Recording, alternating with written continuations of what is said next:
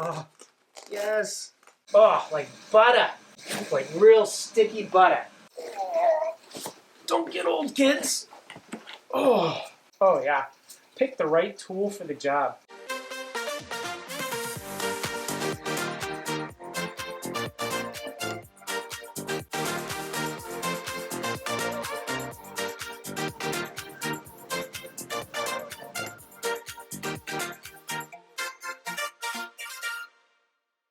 Hello and welcome back to another episode of Zach Does It. I'm Zach, and in today's episode, we're going to be continuing with Project Mama Miata. We are in the middle of a teardown, and we are not slowing down anytime soon.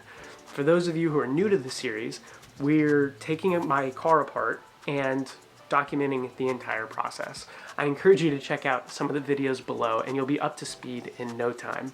If you're coming back to the series, give me a thumbs up. Let me know this isn't your first rodeo. It's great to have you back. For today's episode, we are going to be focusing most of our attention on the carpeting inside the Miata. And if you're not aware, there's a lot more than I was expecting, especially for a car so small. Thankfully, there weren't any big hiccups. We didn't see anything major in the process, so it was really just a bunch of elbow grease and hard work. But we got to the end, and I think it may be the most impactful change we've had so far in terms of the ride quality. The way the carpet looked and felt and smelled by the time I was done almost brought me back to 1991. It was that good. So I don't have anything else to keep us from today's adventure, so let's go ahead and jump in to get some carpets cleaned.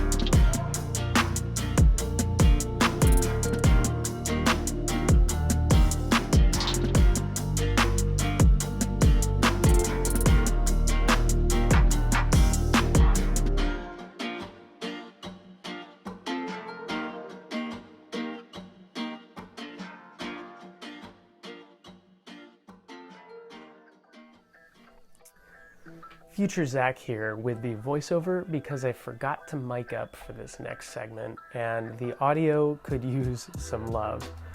I saved the biggest piece for last, and this thing needs some serious work. A bunch of the original insulation is still glued to the bottom, and that bottom in some places is coated with this firm rubber material that feels more like cheap plastic at this point than rubber. It's been 30 years, and at that point, a lot of rubber degrades anyways, so I'm not terribly surprised. But of course, this coating is here for a couple reasons, namely to hold the shape of the carpet so it stays in the same shape regardless of whether it's in the car or out. And secondly, to help protect against moisture.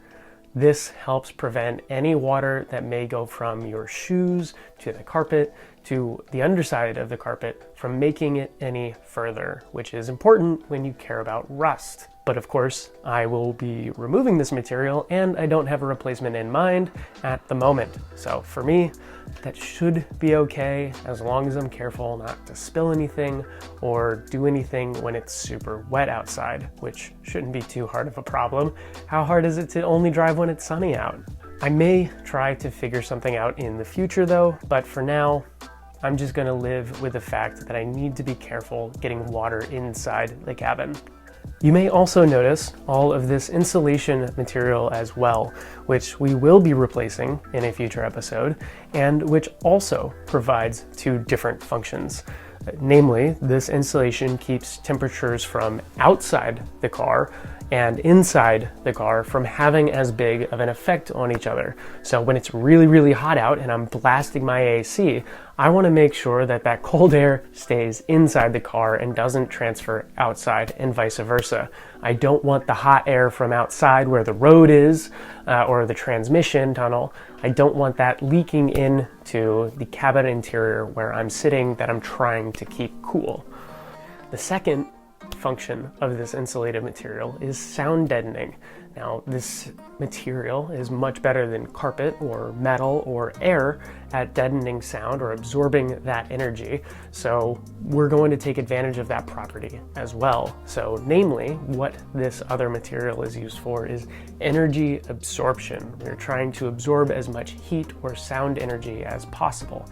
And again, I will be replacing this in a future episode. Now, I'm not a smart man by any stretch, and my dad has a heat gun, and I think it would have made this entire process a lot easier. The glue on the underside of this carpet was kind of tacky and caked on, and I'm sure it would have come off much easier if I could have warmed it up just a little bit. But I got too caught up in doing the thing that I forgot to think about what other tools I had access to. Maybe future Zach will think far enough ahead to save himself a significant amount of effort. Anyway, I did decide not to replace the entire carpet yet. That's something I can do in the future. After all, this won't be the last time that a significant portion of the interior will be pulled out. And in the future, when the interior is pulled out again, we can pull the carpet out, find a replacement carpet somewhere else, stencil it out, and we'll then have a custom carpet of our own. In fact, when I was younger, my family would do this with all of our family cars, namely the minivans, right? We would go to Home Depot, we would get a bunch of junk, cheap carpet, the cheapest you could get that was still really durable, right? It definitely wasn't comfortable, but it would stand up to things. And we would get enough that we could cover the entire interior, we would remove all the trim, we would cut it to size, and when we were done, we would have a protective layer of carpeting on top of the OEM carpeting. The reasoning, of course, was that if we ever needed to sell the car, it would be really easy to just take that carpet back out and you would have brand new, fresh OEM carpets underneath. Of course, that would work if you didn't spill a juice box and not tell anyone until years later. It was the thought that counts, right? After removing all of the gross stuff from the bottom of the carpet, it was time to hit the top with some serious elbow grease. Just keep an eye on the waist side of the upholstery vac. Every time I changed the fluid, it was just this black, sludgy, gross liquid, and I had to change it at least half a dozen times on the carpet alone. I'm still kind of skeeved out by how much dirt and grime I was able to remove from just the carpet. So, anyways, from here on out, it was just a matter of putting my back into it. There was a lot of carpet to cover, and I just needed to put the time in. So I'm gonna go ahead and do that.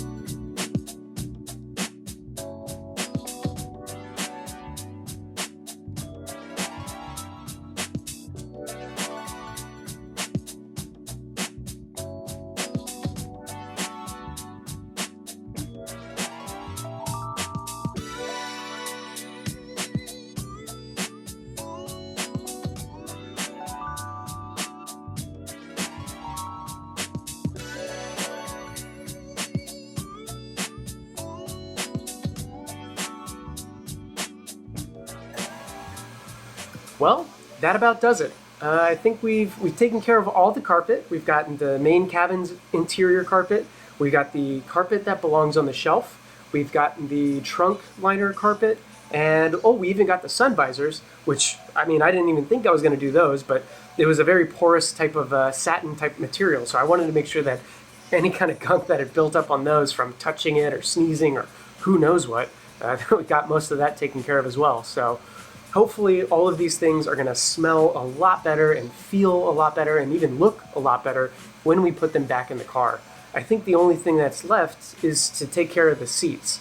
It's too late and I'm too tired, so we'll do that on another day.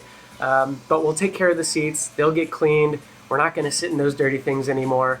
But that's about it for now. If you enjoyed the episode, be sure to give it a thumbs up. If you've got something to say it, comment below. And if you want to know when the latest episode comes out, be sure to subscribe and hit the bell for notifications. I've also got an Instagram. It's the same name, Zach Does It. I'll link it below in the description. Yeah.